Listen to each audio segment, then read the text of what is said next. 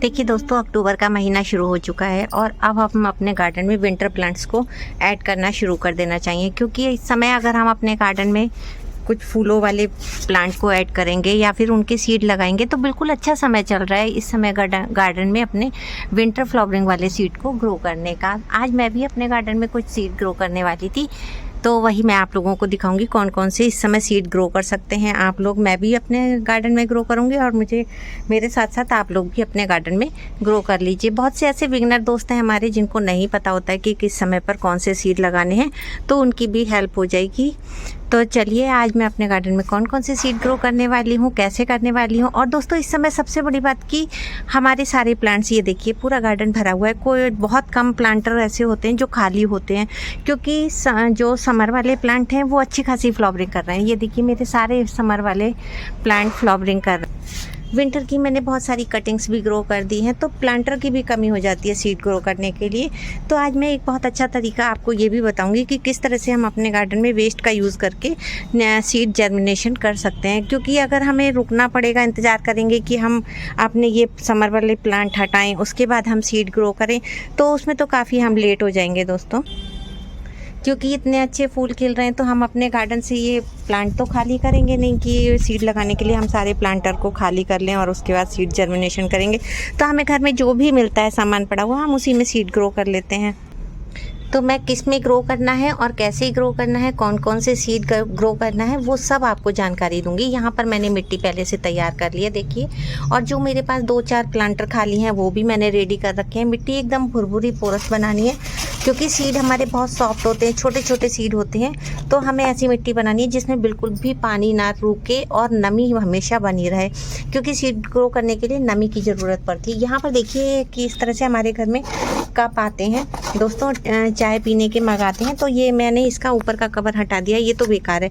लेकिन आप ये देखिए, इसके सीड जर्मिनेशन के लिए ये बहुत ही अच्छा थर्माकोल का बॉक्स है और ये बहुत ही अच्छा रहता है, क्योंकि थर्माकोल के बॉक्स में ये अलग अलग खाने बने हैं। तो सबसे बड़ी बात कि हम जो अलग अलग टाइप के सीड ग्रो करेंगे तो वह हम मार्क कर सकते हैं कि हमने कौन से खाने में कौन सा सीड जर्मिनेट किया है। साथ ही इसकी देखिए जो गहराई है वो भी इतनी ज़्यादा नहीं है, कि हमेशा सीड जो है कम गहरे पॉट में ग्रो करना चाहिए और छोटे पॉट में ग्रो करना चाहिए। क्योंकि उसमें एक फ़ायदा ये रहता है कि जब हम उसमें पानी देंगे तो वो बहुत ज़्यादा नीचे तक नमी नहीं बनी रहेगी।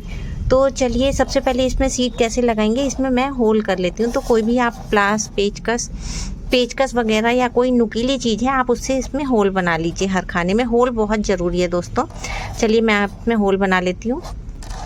देखिए, मैंने हर खाने में एक एक होल बना लिया है, ताकि हम जो भी इसमें पानी डालेंगे वो नीचे से एक्स्ट्रा पानी नीचे से निकल जाए, बाकी मिट्टी में नमी बनी रहे। अब हम इसमें मिट्टी भर लेते हैं।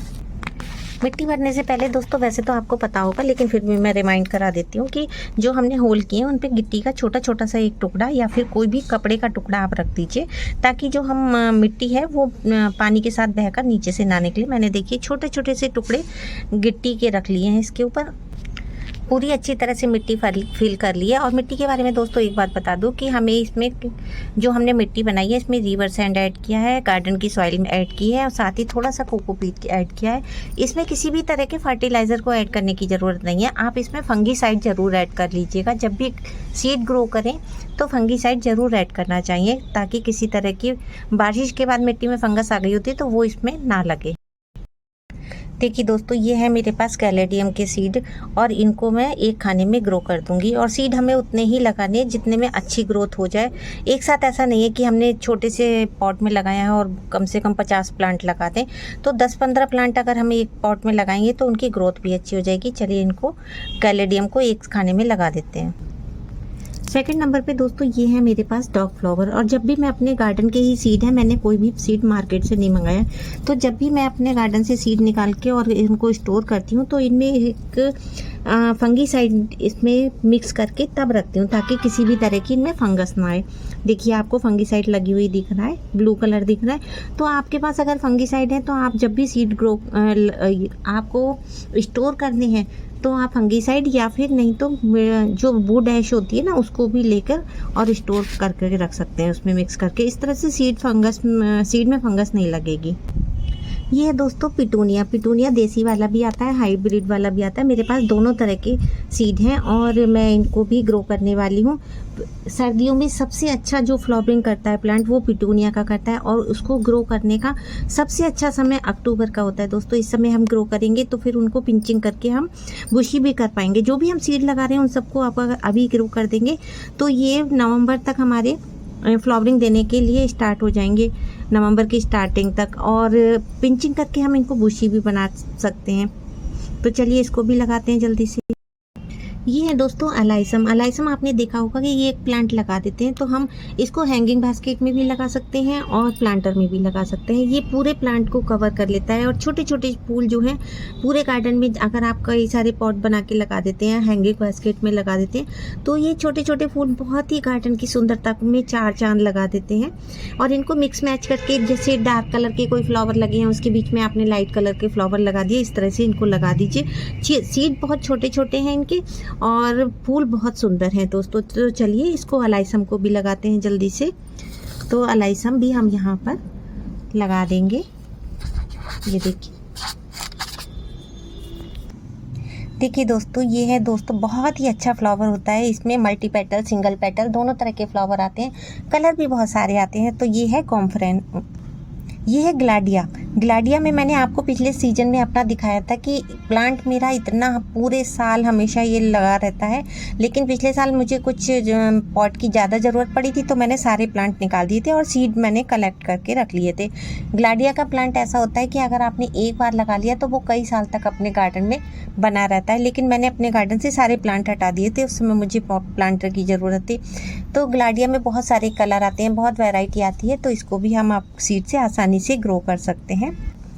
और इसे ग्रो करने का भी ये बिल्कुल सही समय चल रहा है।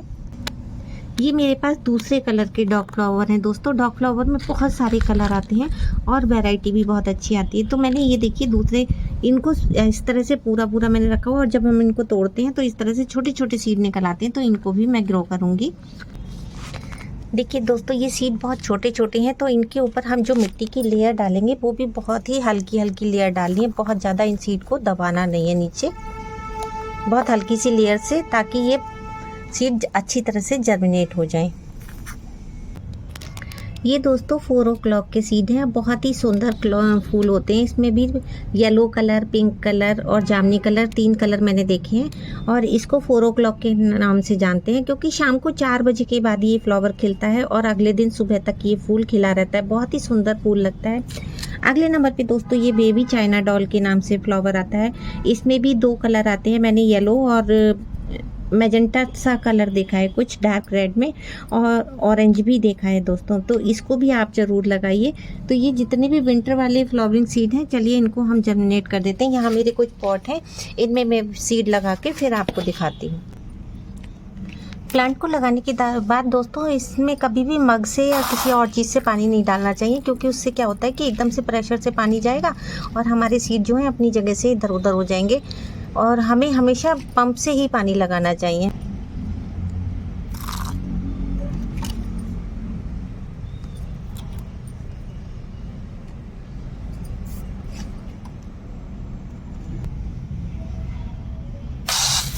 देखिए मैं पंप से पानी लगा दे रही हूँ सब में।